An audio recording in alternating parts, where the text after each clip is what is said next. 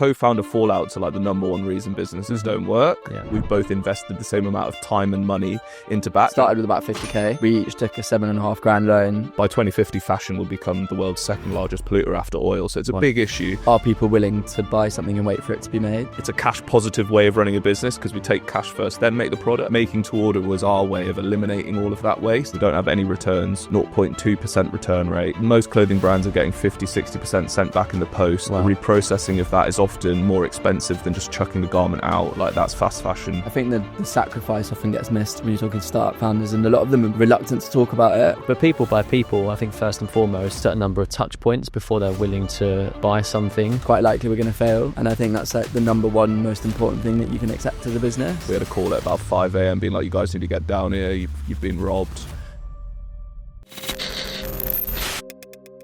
Now that we're sat in the shop and I can see what it looks like, what was the process actually like for you to choose your store? When we started the business, it was intended to be e-commerce only. On our first launch day, we got a pop-up to welcome our friends and family and just have a little event and a party. And the reality was that at that pop-up, we sold probably 80% of the suits that we sold in that first collection. So it was a quite early realization that people being able to touch, feel and try what we were selling was really important.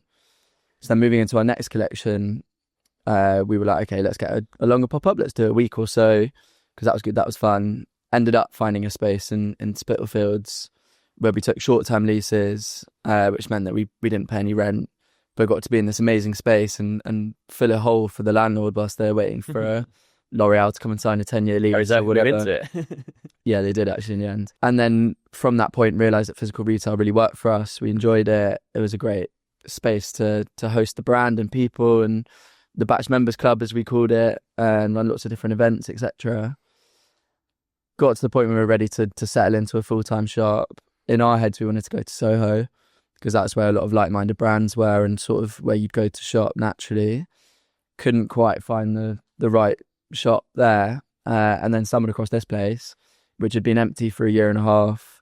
There were quite a few other empty shops on this same street, which I think is probably why people were avoiding it, or the bigger brands, which was what they were asking for, to come and sign a long-term lease. But we sort of fell in love with it and saw the potential of the space and the street and what we could do with it, and managed to wangle a good deal because nobody wanted it. And so we kind of fell into it in many ways rather than picked our perfect shop. It just ended up stumbling across it and took a punt, and so far it's paid off. What did it actually look like when you first walked in? Was it just completely empty? Because now people that are watching on YouTube will see this, but it looks amazing the way it's been designed. But was it just a shell when you first walked in? Yeah, total shell. I think it was very much an ambitious project that we took on, not having really ever, no project management skills necessarily, no interior design skills necessarily. But yeah, it just was a blank canvas that enabled us to be super creative. We're sat upstairs. It's got a big downstairs. It's a 2,000 square foot building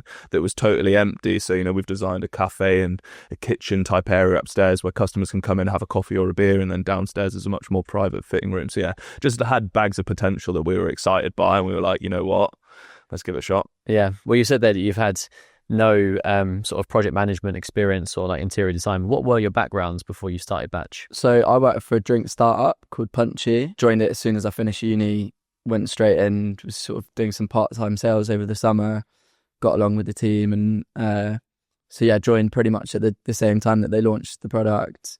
Ended up staying there for 5 years and finished up as head of operations, learned loads and loads about startups and the basic things, how to do a cash flow, when you register for VAT, those sort of soft business skills that you don't really get taught. And fell in love with it, fell in love with entrepreneurialism and that sort of startup journey, going from 0 to 1, and how you do that and what the mistakes are and how to try and not make them second time round. And then, just sort of got to the point where I was ready to crack on my own thing.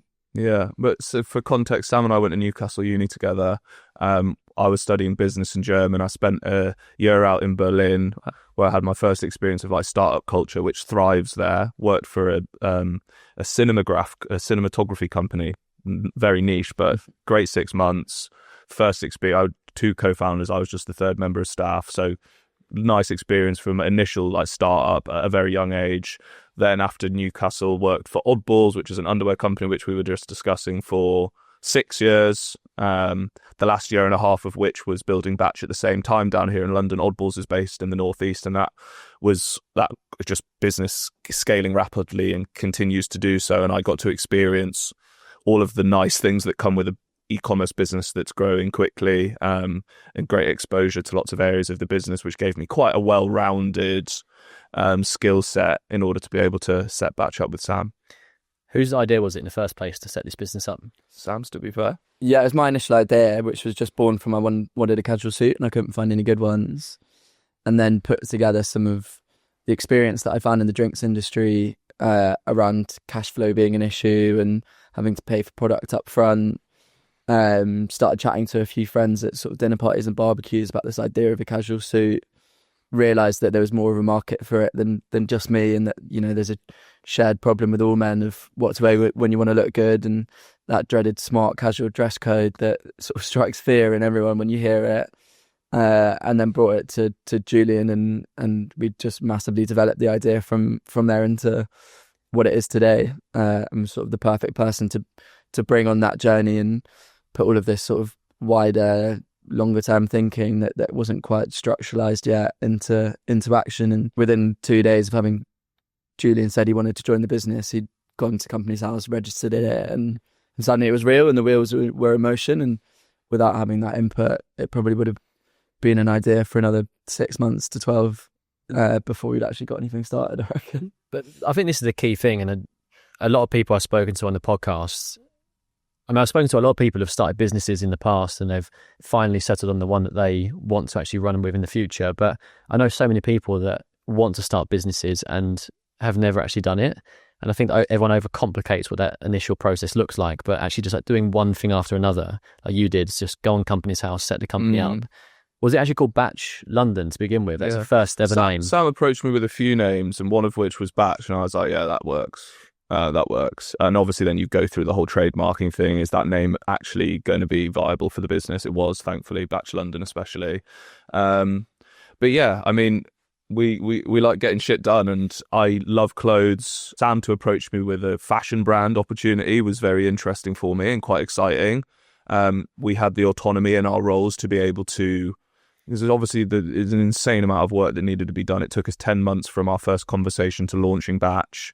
And within that period of time, the learning curve was more steeper than most. The barrier to entry to create a fashion brand largely is difficult because of the skill set required in order to be able to create garments, which we didn't have. We like clothes. We knew what we wanted the clothes to look like. Well, technically, we have designed our casual suits, but you had to find the logistics chain in order to be able to make that work, from the designer to the pattern cutter to local production to sample to the fabric supplier to trying to get taken on in the UK to eventually manufacturing our first batch in Portugal. So we were back and forth to Porto in the first 10 months whilst, you know, still working for Punchy and Oddballs respectively. So quite a crazy 10 months from first conversation to launch, but it was all fueled on let's just send it.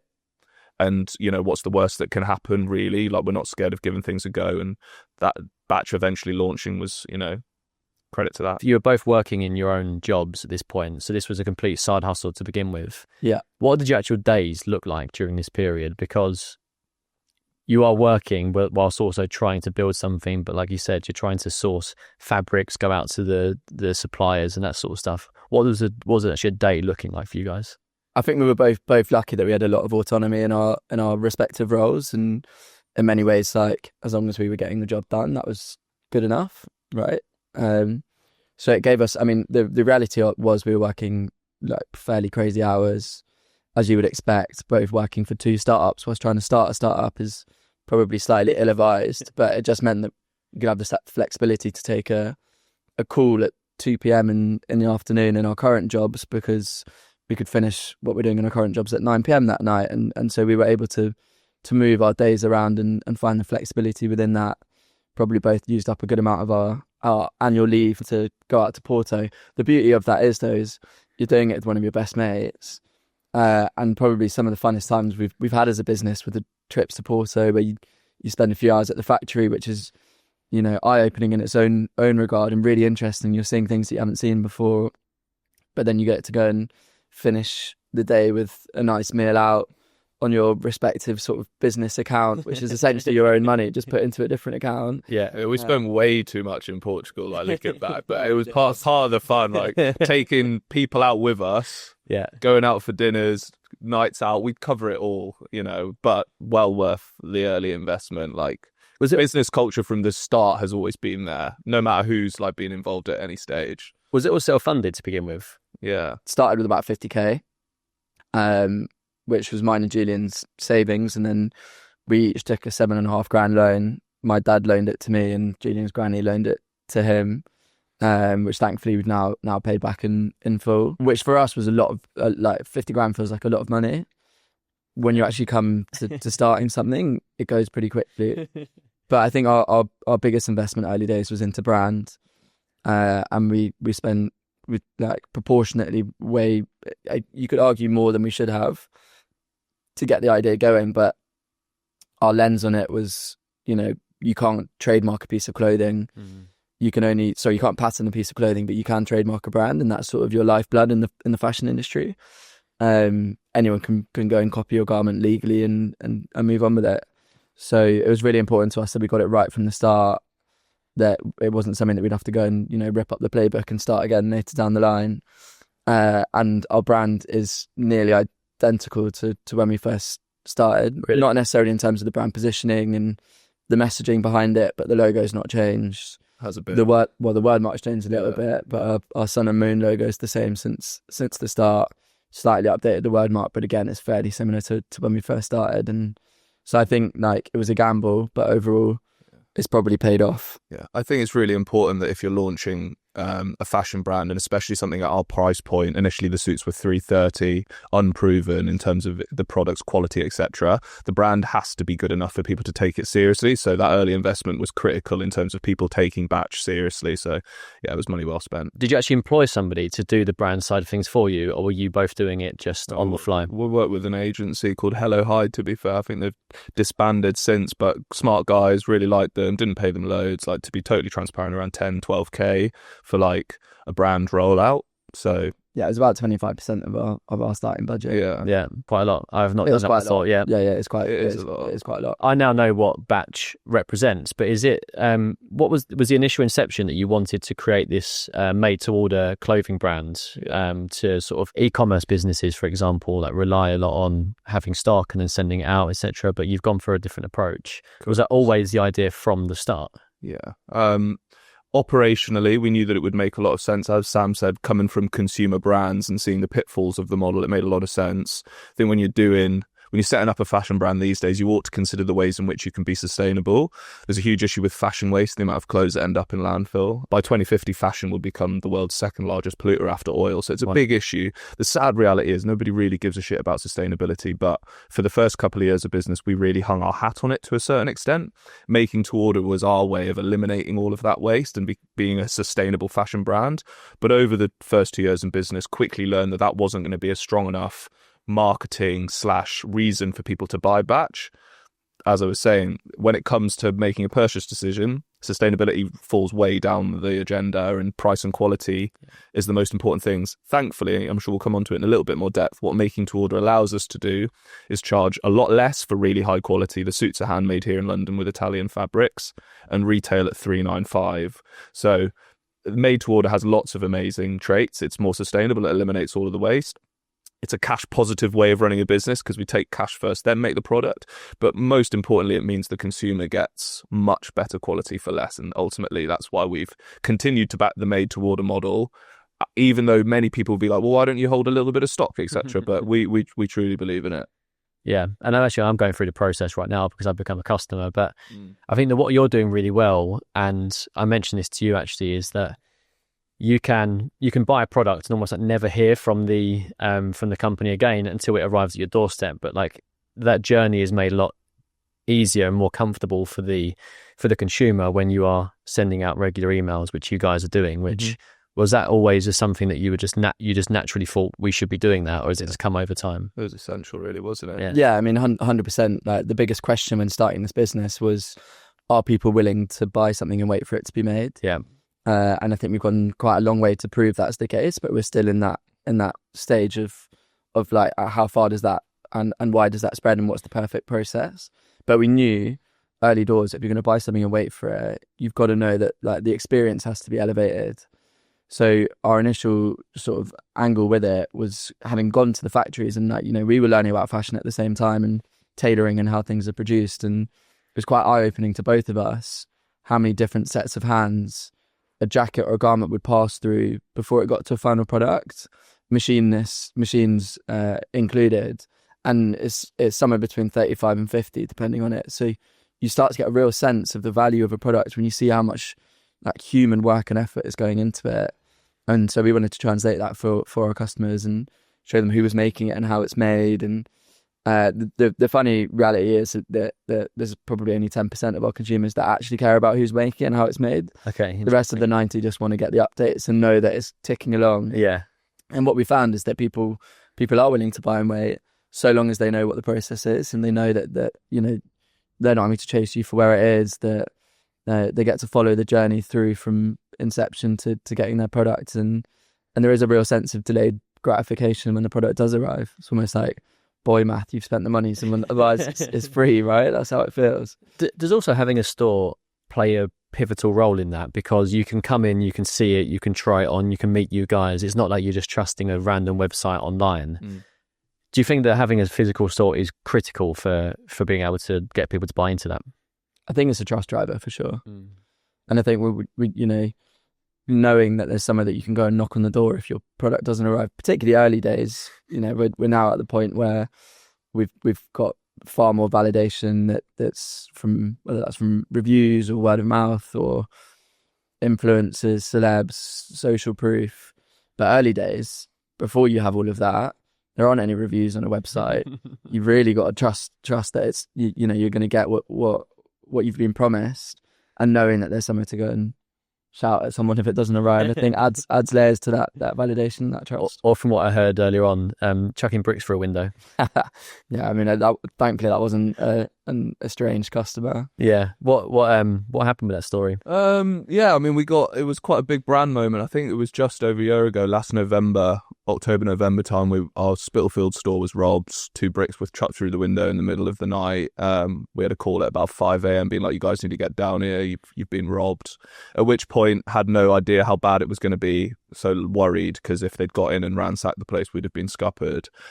Arrived to have found that it had just been 10 suits that had been pulled through the smashed window. They were our new herringbone suits, so it was a bit awkward at the time, but in the grand scheme of things, a bit of relief came over us because we were like, well, this is totally manageable. And then the marketeers in us were like, this is quite a big opportunity.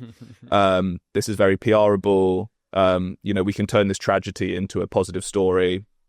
Posted about it on social media, somewhat illegally filmed the guys from the CCTV smashing through the window. So we had that footage, shared that online, and then that spiraled into a few agencies reaching out and being like, can we help you amplify this story? And then within 48 hours from being stolen, had flipped an out-of-home campaign into this big say it suited story of like these well-dressed robbers with a balaclava and a back suit on saying well-dressed criminals at large do not compliment them or something. So yeah, it was a huge brand moment. It put us on the map in London, ironically, and it's actually been our biggest story to date, and people still come to the shop and say, yeah, I discovered you guys from when you were robbed.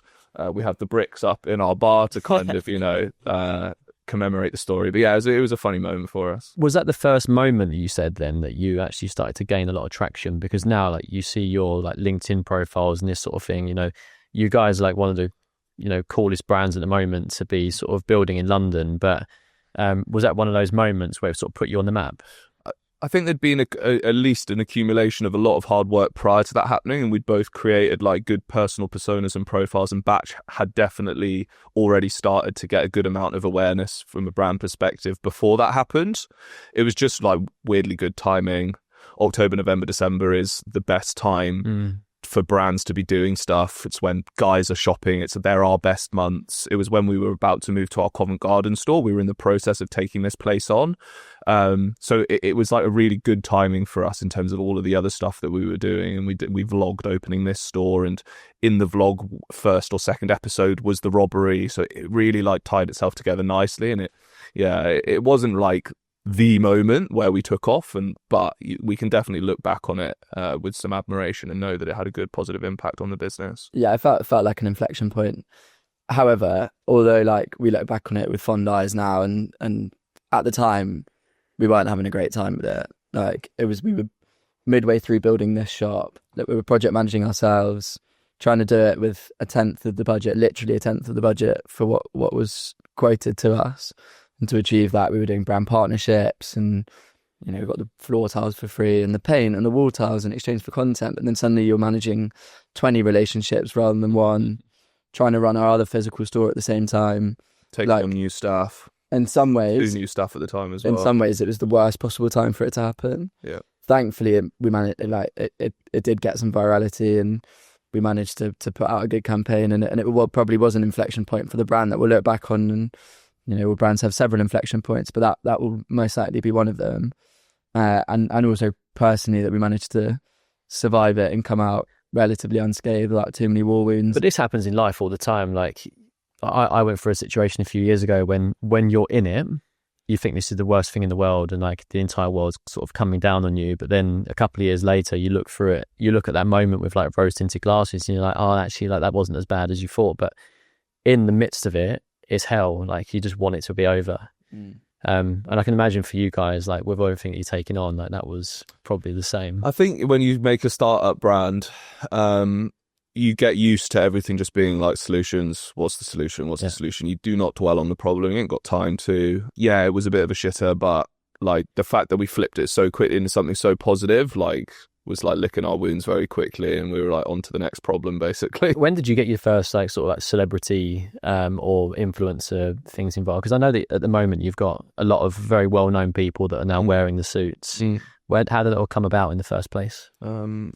I mean, we saw what's lovely about our outfit is it solves the same problem for, celebrities as it does for, the average Joe. Batch looks great on everyone, and guys are struggling to dress smart casually well. So, and people that are on TV or on stage or on podcasts or, all of these like public appearances, etc. The list goes on of what you could wear, the use case for wearing one. People want to dress smart casually well. The traditional suit is falling short. So we're filling the same problem for celebrities as we are for, Joe Blogs, as I said. So yeah, we have a pretty simple strategy, reaching out to people on Instagram, inviting them down to, well, at the time it was our Spitalfield store, it's now a Covent Garden flagship, for the offer to come down and get a casual suit fitted. It doesn't matter who you are, that's an attractive opportunity.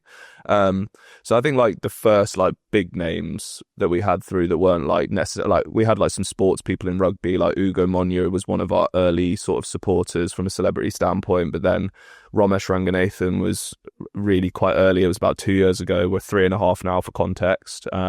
He visited our Spitalfield store, realised he loved the product, decided it was going to be his official tour outfit, wore it all of last year on his Hustle tour, and the list goes on in terms of the people that we've reached out, and it's a strategy that we'll continue to do.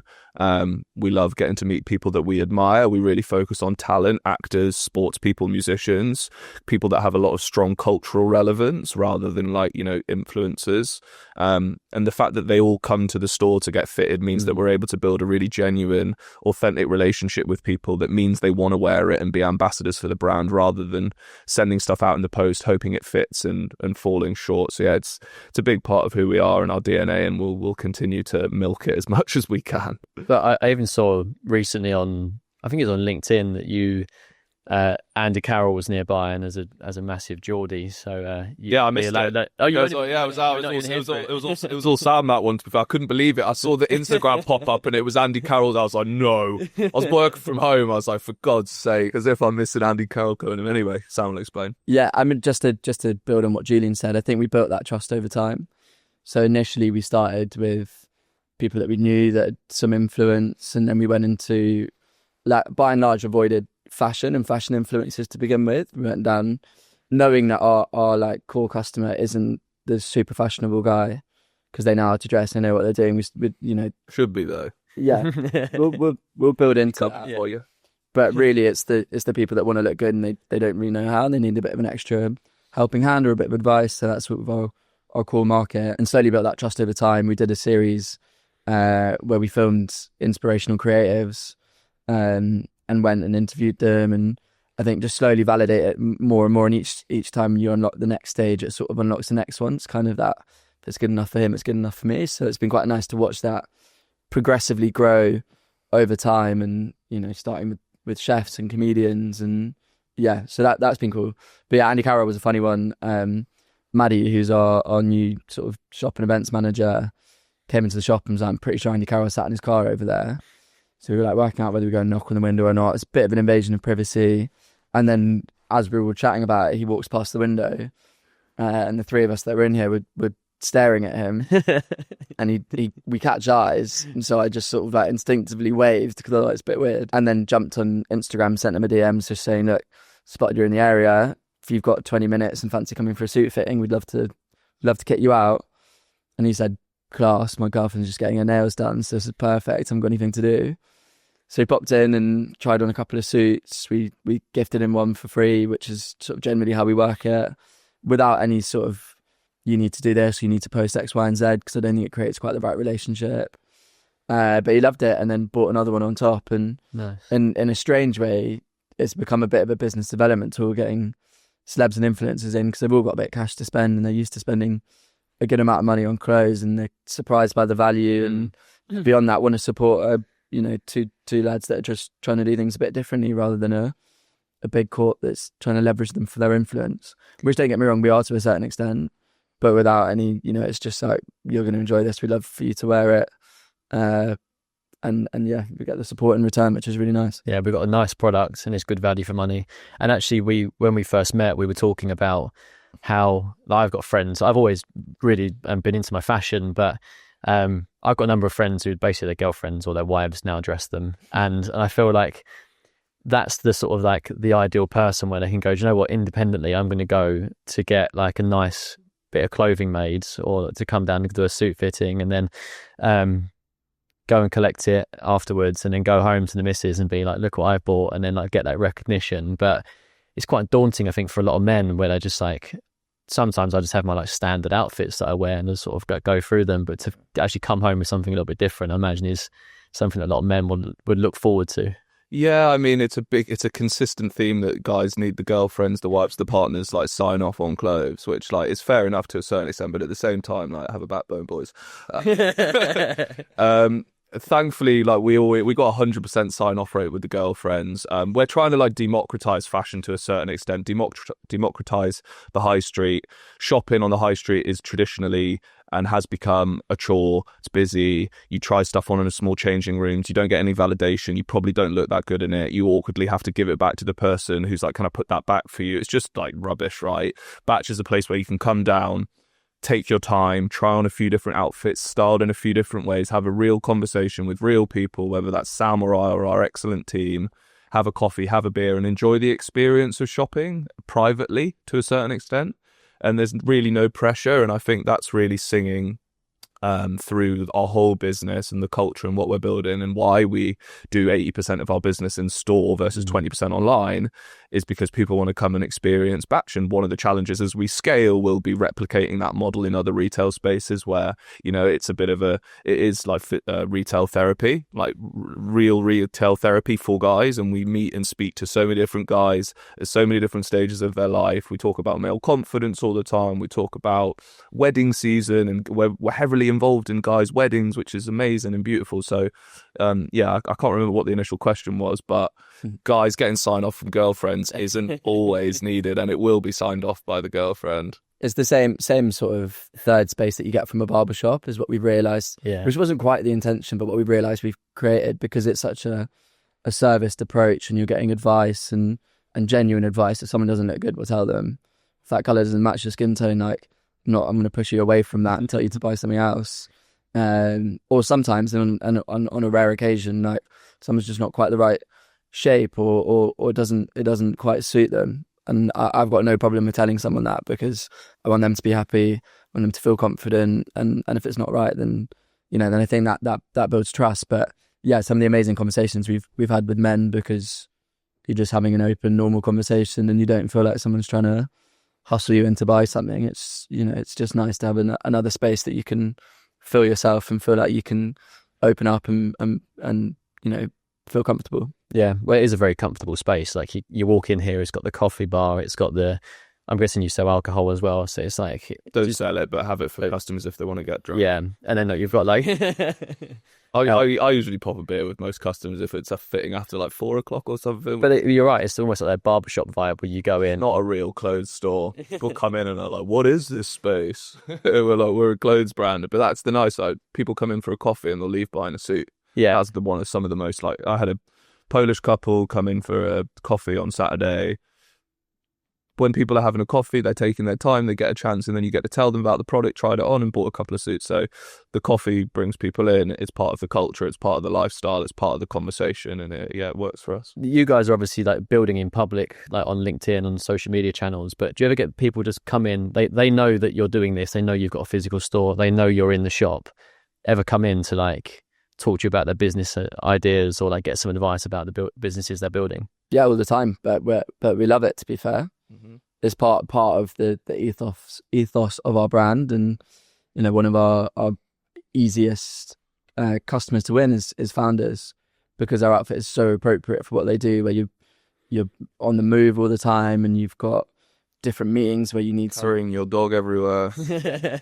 like 1 minute you need to look really smart and the next minute you need to look really casual, and we can facilitate both of those and take away another thought process of what to wear every morning. That's part of the reason why people love wearing traditional suits to work so much, because it's a uniform. You don't have to think about it. Most you've got to think about is what colour tie and what colour socks you're going to wear.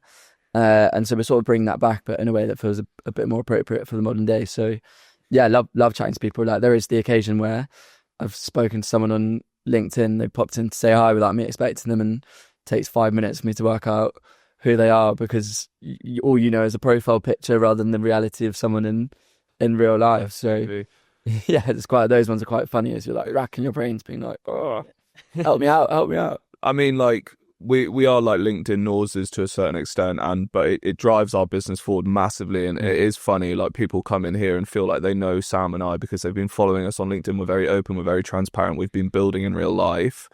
It's very powerful, and it's nice when people come in, even though it's funny. Like, I've been following you guys, like, people have been following us on LinkedIn for years and have finally decided now's the time to buy themselves something from Batch, and they come in and it's very personal, and that's very special. Yeah, we spoke about this beforehand, but like, people by people, and like, even we've got the dog here today, and like doing this in here, and you should have a like, coat, ultimately.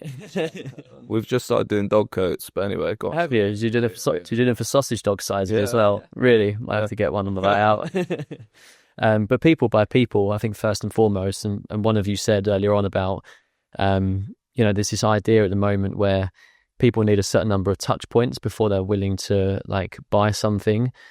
We see it I work in the wealth management industry, but like, getting someone to hand over their life savings to you to invest takes a lot of trust. Mm-hmm. But if you can be doing something in public and your sort of like professional persona is online, it makes that process just so much smoother and easier to actually go from, you don't have to do 7 meetings, you do like 7 touch points online, then come into the store and see it, feel it, meet you guys. They already think they know you anyway, and then all of a sudden that friction has been removed to actually doing something. I think we're moving into, well, particularly in the UK, where we're quite untrustworthy.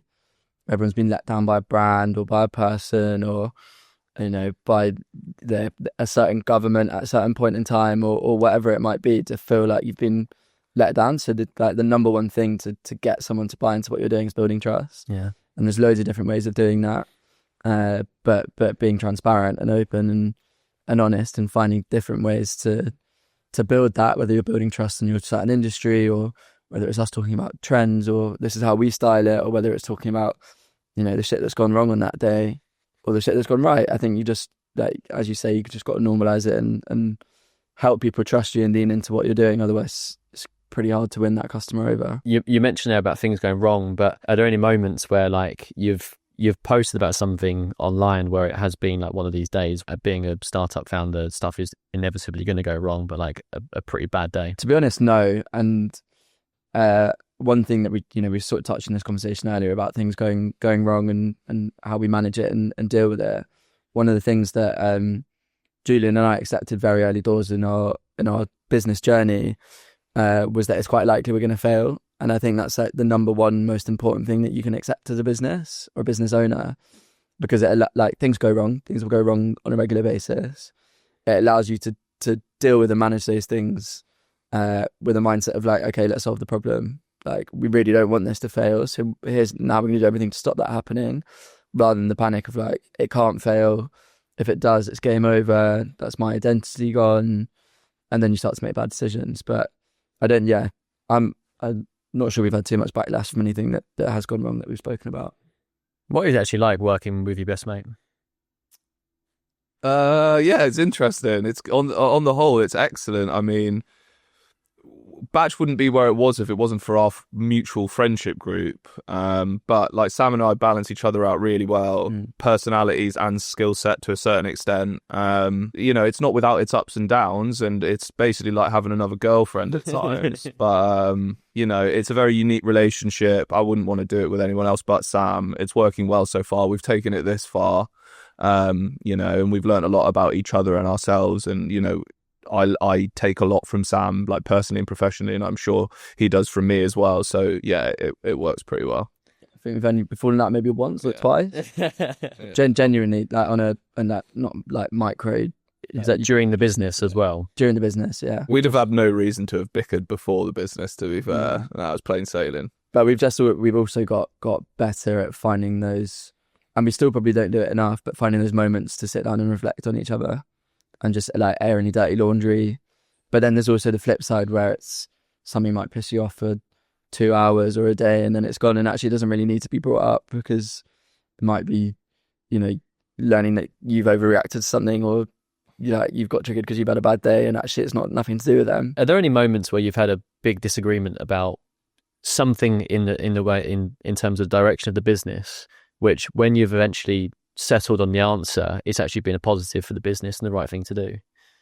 Yeah, there's been a few moments. We don't need to go into too much detail, but I've stressed test the made to order model out a little bit and challenged it at times over the years, and we've come back to the resolution that it is what we want to do and how we want to run the business, for all of the positives that I mentioned earlier. And when you chat, co-founder fallouts are the number one reason businesses don't work. Yeah. More often than not, it's financially. Thankfully, we've not really had any financial issues, and I think that would probably stress out. We've both invested the same amount of time and money into Batch, and I think as long as you do that, that's where relationships are even as co-founders. If you've both got you've got the amount of skin in the game, and you're working as hard as each other, because if those two are off, then people are going to get pissed off. Thankfully, we're equal on those two, and ultimately, that's kind of the most important part of it being successful. Yeah, I'm stubborn. And I can be very stubborn at times, and Julian's pretty good at managing that. But yeah, I'm self-aware enough to know that I am, and sometimes that's the right thing to do, and sometimes it's the wrong thing to do. You got to know your weaknesses, right? I'm not a great communicator. I'd rather sit on something and just rather than voice it, and over a long period of time, that's quite unhealthy. So yeah, and I'm not very patient. I'll just crack on with it, and if I make a mistake, whatever, Sam's a little bit more calculated and considered in his approach. But that's, again, the balance, right? I'll just get on with it and Sam will think about it. And that's a nice balance to have. Yeah. Did you disagree initially about the made-to-order business? No. No, it was it. Yeah, made So just when the thing about made-to-order is it's a slower growth model, because you don't use the same growth levers that you would use in a stock holding model, where you're sitting on a load of stocks. So you're like, okay, cool, how do we sell it? Let's discount it, or let's chuck loads of money at paid ads and watch the ROAS go up. So there is an element of patience to the business that at times when you're feeling it's shit, this month's not going as well as it could have done, or you're questioning things as every founder will at various stages. It's okay, well, hang on a minute, maybe we do hold some stocks so we can push some of those growth levers. I think we should actually, just for people that aren't necessarily completely familiar with the made to order model, but we've spoken about it from a business perspective, and it makes so much sense that you're not just spending so much money on the outlay initially to have loads of stock and stuff like that. So, you said that co-founders are one of the main reasons why businesses fail, but cash flow is another one, probably the number one reason why businesses fail, and ultimately running out of cash. But the more money you're spending on having just a shit ton of stock in your stock room will be burning into that cash. So you take the payment first and you're able to then go and make it. And that as a business model is amazing. Yeah. And then also then you've got the sustainability side afterwards, which is you buy something and it's less likely just to be fast fashion and end up in landfill and all that sort of stuff. But from a business model perspective, you've created so much headroom that you know what stock you need and you know how much you're going to get for it, and the variables don't really change as much. Correct. And there's like significantly less margin leakage, which a typical fashion brand would have, because we don't have storage costs, we don't have any returns, 0.2% return rate. And Wow. most clothing brands are getting 50-60% sent back in the post. Wow. The reprocessing of that is often more expensive than just chucking the garment out. Like, that's fast fashion in a nutshell. And as I was saying earlier, it has benefits at every stage. How it currently works is we collate orders throughout a month, place an order with our manufacturer, and it will take them between 3 and 4 weeks to make it. So customers wait between 7 and 8 weeks at the moment, between 4 and 8 essentially, if they order at the end of the month 4. Our challenge now, we've brought a new head of ops in, Pim, is to bring that lead time down to 2 to 4 weeks by basically placing more often with more orders with our manufacturer. We believe that's the sweet spot for made to order. People are willing to wait for something if they know they're getting better quality for less. One of the weak points of our model at the moment is that 8 weeks is a long time to wait for something, especially if you need it for something in particular, like a wedding. So driving that lead time down will be one of the key indicators of how we scale and grow this business. But we're already well on our way to doing that, as our monthly orders are scaling month on month, year on year. Obviously, batch is growing well, and we're soon going to be in a stronger operational position to place more orders with our manufacturer, place more pressure on them to create the garments more quickly, because in theory it only really takes about a week once the garment's in production, even less than 5 days to a certain extent. So we can drive that lead time down. As the business grows, that model becomes more efficient. As we continue to perfect the made to order model, that potentially becomes a bigger business than batch itself. Batch as a brand is always going to be big, and we hope to, grow it to a massive brand. But perfecting the made to order model is potentially the cherry, where if we can create like a licensable model, this is how made to order works. Here are all the wonderful reasons why you should adopt it. The cash flow benefits, it's more sustainable, less margin leakage, the list goes on. Here's our licensable model. It's going to cost X for you to plug it into your business. So that's kind of potentially big picture thinking. That's like 3, 4, 5, 6 years from now, but setting our stall out hopefully to be able to achieve something like that alongside batch. So you want to kind of be the trailblazers for this, you sort of redefining what the fashion industry looks like, but actually and consumer brand industry to a certain extent. It doesn't necessarily just have to be clothes, it can be other products. We spoke about there, you used the word ambition and sort of where you want to get to, but what are your ambitions with this business? Like how big do you want it to be? Do you want it to be a lifestyle business? Do you want it to be something that you scale up and sell in the future, for example? Like where do you want to go with it? I think ultimately we're building to exit, and we're fairly aligned on that. But those ambitions can change as the business grows. Like at the moment, we're 3.5 years in. We're not quite at the point where we can claim we're ready to exit or really have those in-depth discussions. But that's what we're building to achieve personally. But outside of that, also to sort of ignite a bit of a spark and a change in the way that we consume. So we've got a nice dual purpose. Like, yeah, don't get me wrong, we'd be lying if we said we're not in this to make a bit of cash. But there's also a bit of a deeper meaning behind it, which sort of drives our vision and why we started it and what we're looking to achieve. But as Julia mentioned, there's a bigger picture behind it, and potentially a massive process model sitting underneath it that again could just continue to make passive income. And I think that's the dream for everyone, isn't it? Passive income. Yeah, everyone talks about it. It's this terminology that's been sort of thrown around a lot. I'm not too sure. A lot of people thought that like property was passive income, and then you realise that being a landlord is not passive at all. But if you can license something and then hopefully scale it, then it's an interesting one. I think short term, it's like have a better quality of life. Like, I'm not going to lie, I'm skint. I'm not mad privileged. Like, my parents are from the northeast. My dad was in the RAF. My mum was a health visitor. I went went to private school, but that's because the RAF paid for it. Yeah. So I haven't come from bags of wealth. To be fair, these days my parents have done well for themselves. My dad has now got a cushy job, etc. But I live in a pretty basic flat in London, miles off a house deposit. Yeah.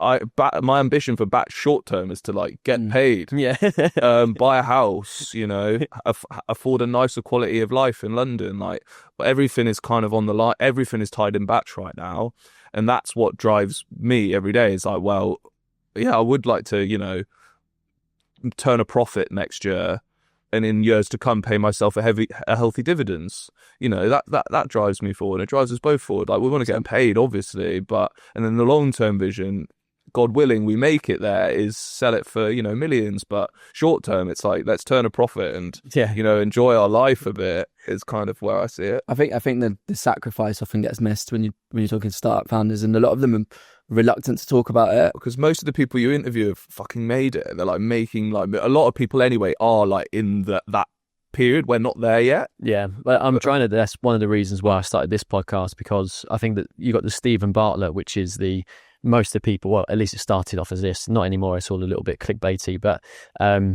it was like people who had made it and almost forgotten what the journey looked like. And I think my ambition with this podcast was to try and create something where people can know like who's at the coalface of the business, and like hear like sometimes how tough it is, or if it's in a career, like what it's actually like climbing that ladder, for example. But people don't speak about it. Survivorship bias from most people, which is you only hear the stories of those people that did make it. Where what about the stories of the people that are in it or didn't make it? You know, those are the ones where we spoke about it earlier on, like maybe 1 in 7 businesses succeed. Well, what about the other 6 people, or like the people that are going through it? And it's tough, but I do find it frustrating though, because even the people that have made it, so rare, and I find it really refreshing when you do hear it. Do they talk about all of the sacrifices they made along the way? And the end result of that is this like unneeded pressure on young people to be super successful by the time they're 23. And I've a few people that I've spoken to, young people recently, that are like sacrificing their essentially their childhood, you know, 18, 19, for this ambition to go and be this next big thing. And I'm like, do it, but also just take a moment to enjoy your life a little bit, because otherwise you're going to look back at this in 10 years time and be full of regret that you've, you know, lost some pretty crucial growth years in your life to work out who you are and who your friends are, and make sure you're happy. People don't want to go to uni anymore. And like, uni ain't just about like debt and a degree, you know, it's the experience, all these wonderful people you're going to meet, partying, like finding who you are as a person. And people are like, you know, wanting to just get a job straight away.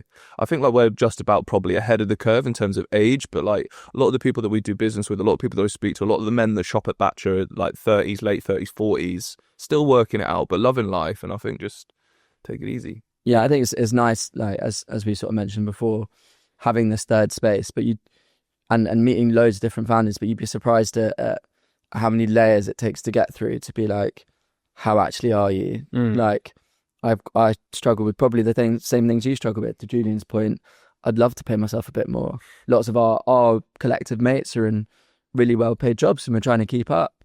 And you know, we're not paying ourselves peanuts, and it's not nothing, but London's expensive, and there is a lot of sacrifice in there. Is it worth it? Absolutely.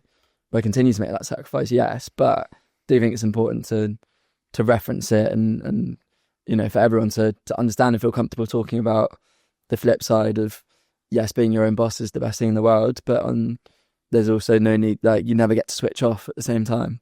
With every pro, there's a con. Do you feel that it would have been easier for you to start this business not in London? And the reason why I asked this question is because I did a solo podcast recently where I spoke about exactly as you both said there, like some people are not wanting to go to university, some people want to start a business, and my sort of key reason I believe for this is that property is just so expensive. Like you need to have in some cases 2 incomes now to be able to afford to actually like buy a place or even to rent in some places.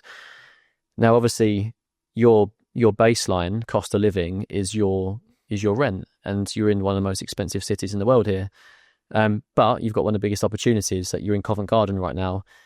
Do you think that you could have been as successful if you were building this outside of London, given that your costs would have been a lot cheaper? Nah, not really. No. No, is the answer to that question. I mean, like, all the opportunities are here. It's still expensive to live in other places. You're still going to have like relative overheads versus the relative opportunities.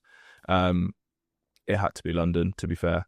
Don't get me wrong. There are times where I've sat there, like, you know, going to my corner shop to buy not a lot and spending a tenner. Like, what is going on? I've bought a couple of bits of fruit. Like, this is mental. I remember like having an argument with my corner shop guy the other day because he bought a couple of jacket potatoes and they were extortionately expensive. And he was like, "It's not my problem." I was like, "Well, kind of is. You set the prices, mate." But anyway, digressing. Where Picking the fights with the wrong people, all right? yeah, it's just, where I've thought, you know, had I not started a business in London, would I still be here now, like with an ambition to live and work abroad at some point in time? And the truth is, I probably wouldn't, you know. But I'm glad I have, and London is my city. I grew up here. Will always love London, but there are times when it feels tough, for sure. Yeah, it's not like even like, I work in the finance industry, and you know it's a well-paid industry. But even I look around at the moment, and young people just can't get on the property ladder, and it's like it's mental when we consider it to our parents' generation, like how difficult life is at the moment. I find it marginally frustrating that like getting on the housing ladder is like a signifier of somebody's like wealth or success. And to a certain extent, I totally understand why it is, because, you know, that safeguards your capital. You've got it tied up in something sensible. You're not burning money on rent. You're not paying somebody else's mortgage off. But it's a bit of a sad state of affairs that like that is what's considered successful, and then that is what happiness is valued on as well, because like people renting, buying, it doesn't matter. If you're happy, and I think like, but you know, I'm victim of it as well because I'm working towards trying to buy a house. In the same breath, but that's the sad reality that we've got ourselves in. It's less happy when you've got to replace the boiler. Yeah. Seems like a great idea until you've got to do it. Yeah. But I'll ask this question to you each individually because it's something that I've sort of battled with and trying to understand like what the meaning of these words are. But like, what do ambition or success like mean to each of you individually? For me, I've always had the ambition to finish life with couple of grandkids sat on my lap and tell them about all the cool shit that I've done, and that sort of or clingy dogs, all that lap dogs that aren't lap dogs, and that's sort of always been a big driver for me. It's recognition and respect ultimately, and the money drive in there is so that I can live comfortably and fun doing all of these cool things, whatever they might be as life develops. So yeah, those are my drivers. So it's like family orientated, would you say? It's partly family orientated, but more recognition and respect, and to finish life feeling like I've spent it well and that I've not wasted it. Julian? Yeah, I think it's similar to a certain extent on like the validation, respect. Success for me is like having a really nice quality of life, being happy, being healthy, having really solid. How do you quantify happiness though? Having a really solid life partner that, you know, love and can share experiences with, go home to at the end of the day and be happy, go on nice holidays with. Like, that's really, really important to me. You know, have good relationships with your family and friends. That's what like health and wealth is. Health as well for me is really important. I just want a nice quality of life. I want a nice car. I want to go on fancy holidays. I want to eat out at any restaurant I want to eat at. I want to not have to think about stuff. But I think I'm always going to want to work hard, have something. And Sam and I, happily to admit it, like owning a fashion brand in London is a bit of a status. Batch isn't quite there yet. I'm not like blowing our own trumpets too hard, but it definitely feels good having something very tangible in London that we've built ourselves. And that is like having that, making that a success to the point where we exit for millions or we're very profitable and we have that nice lifestyle is that ambition. And that is what kind of equals success for me. If Batch didn't exist, like if you, let's say you sold it, for example, do you think that you would both take a period out? Would you both roll into something straight away? Like what do you reckon? Like, what is it that is driving you on from that perspective? Would you start a business again together as well? You'd have to be mental not to take a break. Yeah, because you're basically just like constantly towing the burnout line. So like, again, health as well. For your own health, like taking a short break would be smart. But we're both very entrepreneurial and like we're coming up with little ideas all the time, and you know, like debating whether there's a side hustle that we can start, or another element to Batch we can bring in. So So yeah, no doubt we would start another business. I'd love to do it with Julian again, but it would depend on the business, where we end up at the end of the relationship. We're miles away from that yet, so who knows? But yeah, we've got lots of complementary skill sets. It's difficult to answer that question without all of the context of the time, kids, family, other opportunities. We've both had, like, you know, it would be cool to live abroad potentially, move out of London. Who knows? Country of choice. Depends. Like, if I had enough wealth, I'd stay and live in London. Yeah. Buy a nice house with a garden, be close to like Hampstead Heath or Richmond, so you've got some outdoor area. Just a cheap place. Yeah, well, we're going to sell this business for a lot of money. Hope that's the ambition, right? Which country would you go to if you had to pick one now? Because, like I said, this is becoming like one of these real hot topics of conversation at the moment, isn't it? I think I haven't thought about it too much, to be honest. Somewhere that's still got a nice culture, good weather, nice climate, somewhere where the kids can go to school and have a good education, etc., would be important.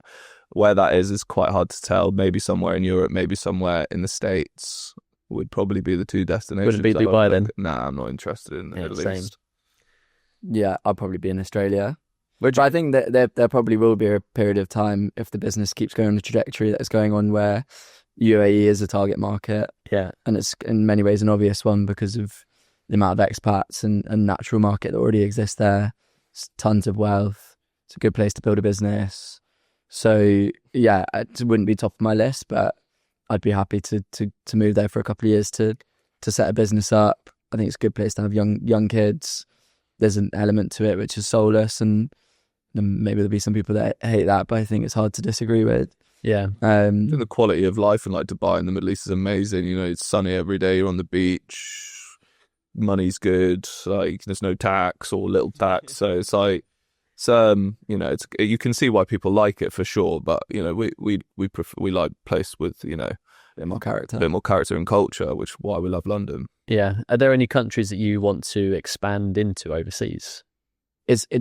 Part of the next stage of our growth journey is testing those markets, because there's loads of different directions we can take it, particularly with the product we've built, because it's quite universal for all men, and we've discovered that and discovered that with the different cultures that have come into the shop and bought into Batch already. But yeah, the UAE's up there, the States at some point in time, but you know, that's really more of a timing piece. When is the right time to do it? There's obviously lots of different issues with import and export and things going on in the States at the moment that make that difficult. There's huge markets across Europe, the Netherlands, some of the Scandies would work really well for that. Oh yeah, Amsterdam. This would fit Amsterdam very well, wouldn't Amsterdam's very Scandi style. Stockholm, Oslo. There's loads of places that we could take it that would work. So part of the next stage would be stress testing a few of those markets and working out where the initial one is. But I think we're both very confident that this has the potential to be a massive global brand. I mean, even like Tokyo, Korea, similar sort of style. So we're quite well placed to go and do that. In some ways, there's almost too much choice. Yeah. So it's going to be interesting and to go and discover that and see what the next step is. But as a founder, you said there's too much choice. Like a lot of entrepreneurial people will have this sort of shiny object syndrome where you're always trying to find the next big thing, but how do you actually like balance that optionality and work out like what you should actually focus your time on? It's a good question. At the moment, the focus is very much on the domestic market, growing Batch in the UK in London, and then what does it look like maybe having another store in a different city in the UK or another couple of stores in London. As you're doing that, and as the brand is growing from an e-commerce perspective as well, you definitely get a feel for who's buying your suits from different countries. We do get some German customers, we get some Irish customers, we get some customers from the States. There's lots of factors that you have to take into account, obviously. Where I would love to see us grow, whether or not it's the right destination is yet to be seen, as America, and like having a flagship store in New York or LA on the West Coast. So yeah, when you take on America, you kind of have to pick a state and focus on it. It's so big. The economy's thriving. I speak to so many founders that are like, I wish I'd started in America sooner, or I wish if I had another chance to start a business again, I would start it in America. if we can prove concept in the States, that's when Batch's valuation rockets. Yeah, of course. But that's the same anywhere in any international market, really, but particularly America. So that's the shiny carrot. Whether or not it's achievable or realistic is yet to be seen, but it's an ambition that's running along in the background. Yeah, I saw actually Gymshark over the weekend or last week open their flagship store in New York, which is pretty amazing. Are there any companies that you actually look to as an inspiration? Gymshark's one of them. Is it actually? Yeah, and largely because they're a brand that grew to 500 mil revenue D2C only. Yeah, I think that's really interesting because I think there's a lot of pressure in actually all industries, but to chase wholesale, and often that can undo a business rather than sticking to your guns, sticking to your own channels, not sacrificing the margin in sake of growth, makes profitability harder. I think they're a great inspiration of a brand that has a lot of similar characteristics in that they very cheaply won influencers and celebs without having to spend loads of money and leverage that for growth, which feels like there's a good crossover between what we're doing here. The other one for me personally, and I'm sure Junior's got some different ones, is Ralph Lauren. Interesting. And the reason being that I've realised that there's a lot of, again, there's a similar customer profile. We're solving the problem. Like Ralph Lauren has always been a brand that for blokes that didn't necessarily know how to dress, it's a good default option. But then was also great for blokes that didn't know how to dress, and there were loads of like elements to their brand where they had a couture line, and you'd see Ralph Lauren on the catwalks. But then it was still acceptable for, someone like me growing up who wasn't particularly well dressed, despite making the effort, to just go, cool, Ralphie shirt, nice pair of chinos, and that's me smart casually done. So I think there's a lot of interest for me in that brand and following some of their footsteps. And yeah, watch this space. Next Ralph Lauren's Batch London. Just to sort of finish up on this now, but like, if there was one celebrity that you would want to have wearing Batch, what would it be? Who would it be? It's a really annoying question because people always ask me this. I really don't have a good answer for it. We've got Anna Shearer over here in the shot. Shearer soon come. Watch this space. I've always said David Beckham, but it's annoying. So it's not realistic because he's got like a 10-year deal with Hugo Boss. Any like massive actors, Lionel Messi, Cristiano Ronaldo.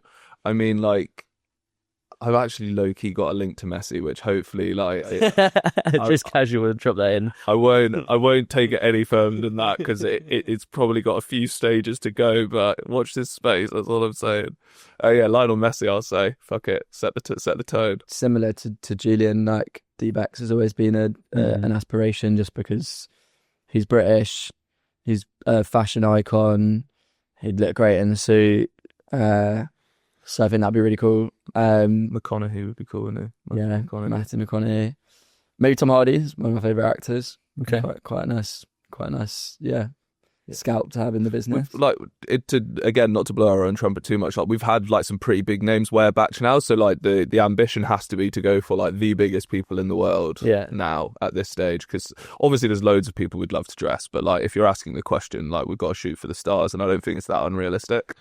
Who was the first person that bought a suit? You're like, fuck, like that was Jamie Lang. Jamie Lang bought from our very first collection, to be fair to him, which was very sound of it. And nice. Came to our launch party with Sophie, and it was when we were doing suits for women as well, which we don't need to delve into.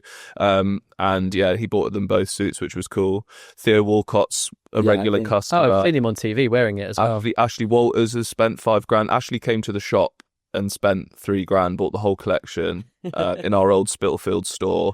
Ashley was one of the ones where I was like, this is pretty mad, because like he's top boy. Had you reached out to him, or did you stand up? We'd reached out to him, and he was like, yeah, I'll come through. I think Theo one was really interesting for me personally anyway, because it wasn't off the back of us it's all online reaching out to him or inviting him in. It was fairly organic. Come across it, we'd not met him, bought 3 suits, loved them. We tried to reach out, didn't get any replies, and then another order came in for another 3 suits and 3 overcoats, and like before you know it, become one of our biggest customers. Wow. Before we'd really had a chance to engage with him, which we've now subsequently done, and been like, love the brand, is there more we can do here? So he's now back. Yeah, I think that was an interesting one for me, that someone of that profile that really has the choice to buy anything they want, it's not shortchanged, has just chosen organically to pick up Batch, which I think that was cool moment from a purchase perspective. Well, boys, I've had a great conversation here, and in an amazing location as well. Which you look around and you can see all the styles. What are these here that you got, by the way? Are these a new range of coats? There are new overcoats. So obviously, we make casual suits. We do shirts. We make these overcoats, both in the wool herringbone that Sam and I are wearing and a wax canvas. These are 4 new prototypes that we're testing. They're not live officially, but people have been coming in store and trying them on, and we've been selling them to people if they're interested in buying them. The camo one and the tartan one in particular are doing very well. 2026 is obviously a big year for us. We have a new fashion designer on board. We have a pattern cutter who we've been working with for years, and we'll be designing new suiting silhouettes. So we've always had this one silhouette. We've got some new stuff coming. We'll have other products in the pipeline as well.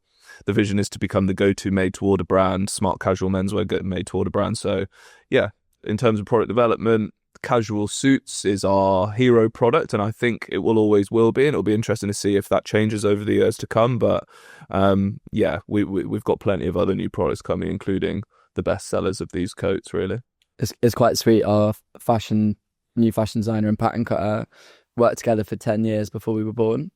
So Wow. they are literally like I call them our fairy godmother and fairy godfather of the fashion industry, for two guys that they're like aren't trained on that. Shout out Francis and Graham. They're absolute legends. Yeah. And we're not fashion designers, but having people so technically abled close to us and our vision is going to be an exciting few years to come in terms of the new suits that we're going to release, the new outfits that we're going to release, the new clothes we're going to release. It's going to be cool. Yeah, nice to be propelled by people that are better than you. Chaps, been a great conversation, Yeah. and again, thank you so much for your time, and genuinely exciting to see what you guys are doing. So I look forward to seeing what 2026 has in store now. Thank you, Jay. Thank you. Appreciate it, man. Appreciate you. Cheers.